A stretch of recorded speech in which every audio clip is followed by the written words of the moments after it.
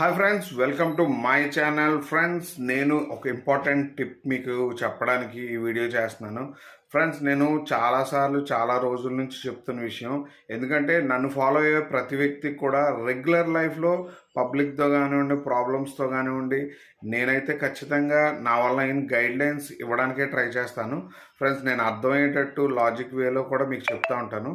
నేను మీకు ఒక సింపుల్ టిప్, అది నేను ఆల్మోస్ట్ ఇంతకుముందు కూడా చెప్పాను. నేను ఎప్పటికప్పుడు ఎందుకు రిమైండ్ చేస్తూ ఉంటానంటే ఇలాంటి విషయాల్ని మనం ఏదో ఒక రోజు ఏదో ఒక మూమెంట్లో ఏదో ఒక మర్చిపోవచ్చు. బట్ రిమైండ్ అనేది చేయడం నా బాధ్యత.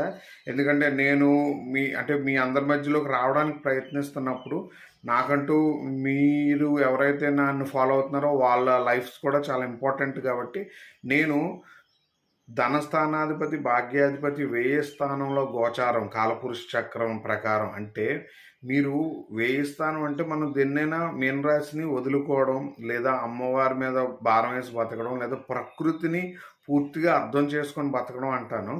ఇది డొనేషన్ చేసే సైన్ కూడా. వ్యయం అంటే ఆల్మోస్ట్ మన ఖర్చు, బెడ్ ప్లెజర్స్, అంటే పడక సుఖాలను కూడా నేను మీన రాశిలోనే చూస్తాను. ఎందుకంటే 12th హౌస్ ఎప్పుడు కూడా మన పడక సుఖం.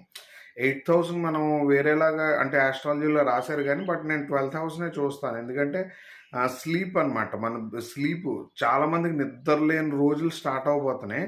నేనేమంటానంటే మీరు దేన్నైనా కాపాడే విషయంగా కాకుండా ఏదైనా ఈరోజు ఇస్తే ఫ్యూచర్లో నాకు పలానాది క్రియేట్ అవుతుంది అనే విధంగా బతకడానికి బాగా ట్రై చేయండి. ఎందుకు ఆ మాట అంటున్నానంటే, కర్మ అంటే ఏదైతే మన కర్మ ఉందో ఆ కర్మ ఎండ్ అవబోతుంది. అంటే 12th హౌస్లో ఎండ్ అయిపోతుంది అనమాట.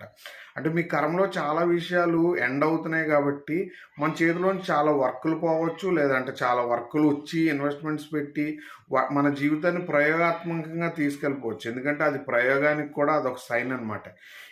అలాగే చాలా ఎక్స్పెరిమెంట్స్ జరుగుతాయి. ఎక్స్పెరిమెంట్స్ మెజారిటీలో ఎప్పుడు కూడా ఎక్స్పెరిమెంట్స్ కాంపిటీషన్ ఉండదు. అంటే మీకు ఇప్పుడు ఎలా చెప్పాలంటే ఒక ఇద్దరు ముగ్గురు సైంటిస్టులు దేశానికి ఒక సైంటిస్టే రీసెర్చ్ చేసే మోడల్స్లో ఉంటారు తప్ప అందరూ రీసెర్చ్ అనేది చేయలేరు. అలాంటి టైం వస్తుంది. సామాన్యమైన ప్రజలు శనికి కారణం కాబట్టి సామాన్యులు ప్రయోగాలు చేసి నష్టపోయే కన్నా ప్రకృతిని నమ్మి దాన ధర్మాలు చేసే అలవాటుని పెంచుకోండి. ఎందుకంటే రాబోయే రోజుల్లో శని నీచబడతాడు. అప్పుడు మీరు చేసే పుణ్యం మిమ్మల్ని కాపాడాల్సి ఉంటుంది. అది పక్కాగా గుర్తుపెట్టుకోండి.